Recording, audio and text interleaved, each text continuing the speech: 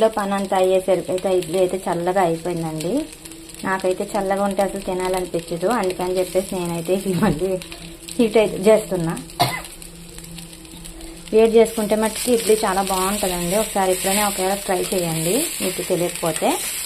ఇట్లా అయితే ఇడ్లీలు అయితే పిల్లలు కూడా ఇష్టంగా తింటారు. వేడి చేసిస్తే స్నాక్స్లో కూడా చేయొచ్చు. వాళ్ళకి ఈవినింగ్ ఏమైనా ఇడ్లీ మిగిలిపోయినా కానీ మీరు ఇట్లా ప్రిపేర్ చేసి ఇవ్వచ్చు పిల్లలకైతే. ఇడ్లీ అయితే చాలా బాగుంటుంది. నెయ్యి వేస్తే మట్టుకు ఇంకా బాగుంటుంది ఫ్రెండ్స్. నేనైతే నెయ్యి అయితే లేదు ఇంట్లో, అందుకని చెప్పి నేను ఆయిల్ అయితే వేసి ఫ్రై చేస్తున్నా. ఇట్లా ఎప్పుడైనా చేయకపోతే ఒకసారి ట్రై చేయండి ఫ్రెండ్స్. చేసి ట్రై చేసిన తర్వాత టేస్ట్ ఎట్లా ఉందో చూసి నాకు కామెంట్ చేయండి. ఓకేనా ఫ్రెండ్స్, మనం వెళ్ళి వెళ్తే ఇప్పుడు తిందాము, ఇడ్లీ తిందాము.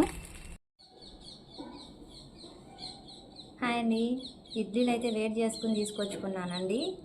ఇప్పుడైతే ఇడ్లీ అయితే టిఫిన్ అయితే చేయబోతున్నాను. చూడండి, ఇడ్లీ అయితే వేడి చేశాను. ఇంట్లో ఎప్పుడైనా ఇడ్లీలు ఎలా మిగిలిపోయినప్పుడు వేస్ట్ చేయకండి. వేడి చేసుకుని ఏదైనా కానీ స్నాక్స్లో తినొచ్చు.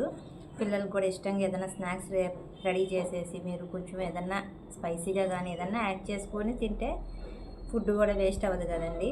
ఎప్పుడైనా ఇంట్లో ఇట్లా చేయండి, ఒకసారి ట్రై చేసి నాకు ఎలాగుందో కామెంట్ చేయండి. వీడియో నచ్చితే లైక్ చేయండి, షేర్ చేయండి. ఇప్పుడైతే టిఫిన్ చేద్దాము. Okay, bye bye.